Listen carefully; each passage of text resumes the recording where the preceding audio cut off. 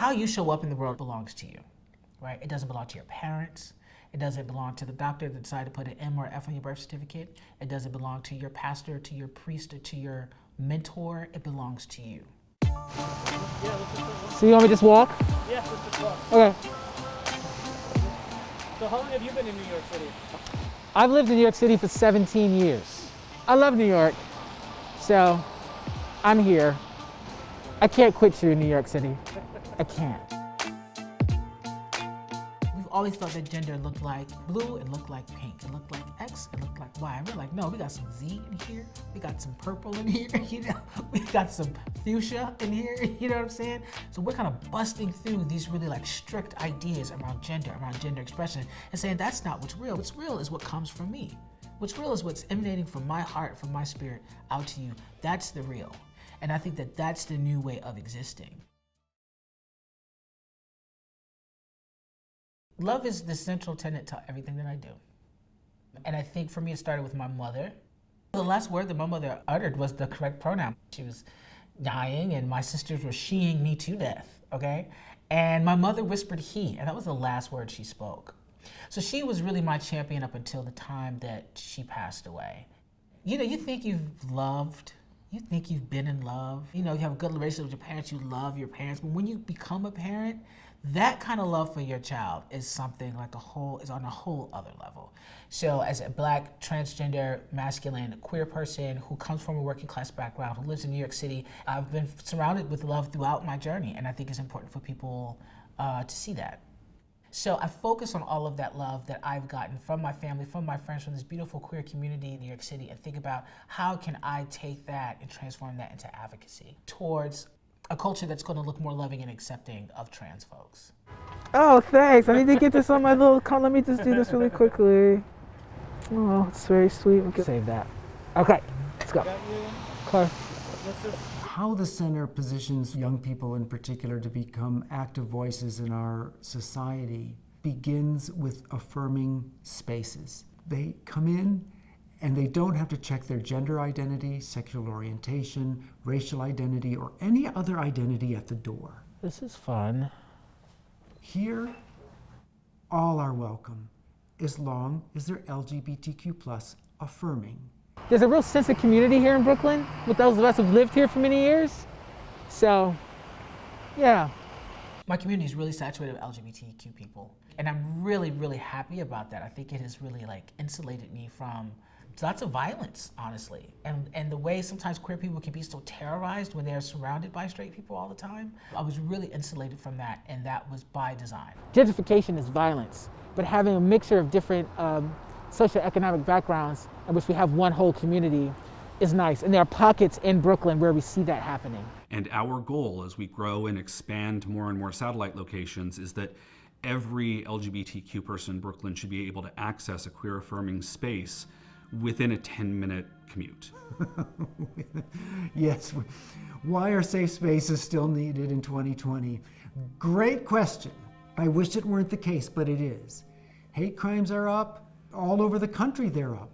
The policies of the Trump administration against our community, it's been like a nuclear bomb going off. Some of these battles we thought we were done fighting. People aren't ready to really put masculinity and the violence that is associated with heteronormative masculinity particularly under a microscope. And I feel like trying to bring that up, people feel like we're derailing the conversation. Like, oh, this toxic masculinity thing, and oh, we're picking on Black men. Yeah, if you are perpetrating the violence, yes. And it's not to call you out, it's to call you in and say, we need you to be better. Because if you are better to us, you can be better to yourself. And a lot of that is rooted in white supremacy. See, shit gets deep. There's a cascade of effects if we start to have that really deep conversation. I'm a cis white male, so I have white privilege. And I'm part of a white supremacist society, and we have to break through that. And how can I, as a white man, a cisgender white man of privilege, deconstruct some of those systems? What we also learned is that we have to do a lot of learning ourselves. So there's a lot of internal conversations. We really have to take a hard look at everything that we do at the organization to make sure that we're fully equitable to the entire community. We're so visible. We have all of these amazing stories about trans folks, and they are still killing us just because we have the audacity to say that we want to live, you know? There's a time I just broke down in tears. I was sitting on my stoop and I just cried and cried and cried. It's just like I felt kind of helpless. There's so many Black trans people who are organizing and who are protesting and fighting for the lives of Black people and against police brutality. But when we see it happen to other Black transgender people or Black queer people, we turn away from that. Like, we don't want to deal with that. We have to deal with this. Like, telling us to have to wait. And I think what happened this year is we said, no, fuck that. We're not waiting. Okay? We're Black, just like you. These cops are killing us and brutalizing us and humiliating us just like they do you. And they are assaulting our gender. They're assaulting like who we are in our hearts and at our core. What are we all going to do about it? What are you going to do about it? What's the smallest little thing that you can do just to work towards being better to you? Because once you can be better to you, then you can be better to me. Why are we recognizing Tiq? Tiq is a public speaker, very visible in our community, Brooklyn-based. I mean, Tiq is out there, and Tiq gives hope to the younger generations and the visibility. Always being vocal, always putting himself out there, making sure that his voice and the voices of our communities are seen and heard.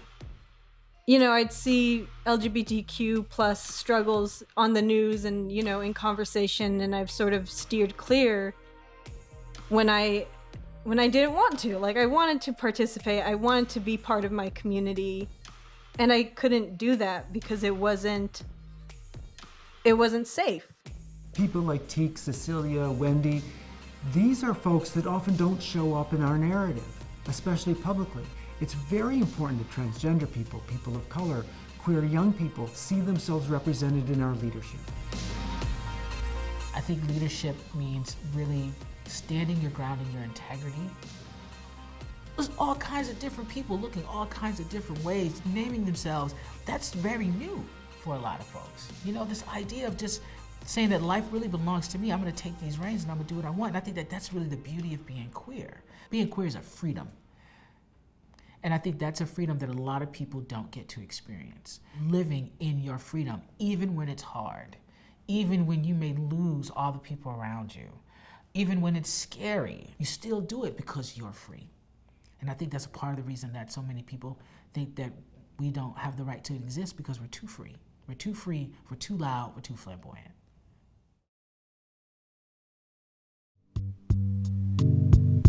Baby, can you tell me what's going on?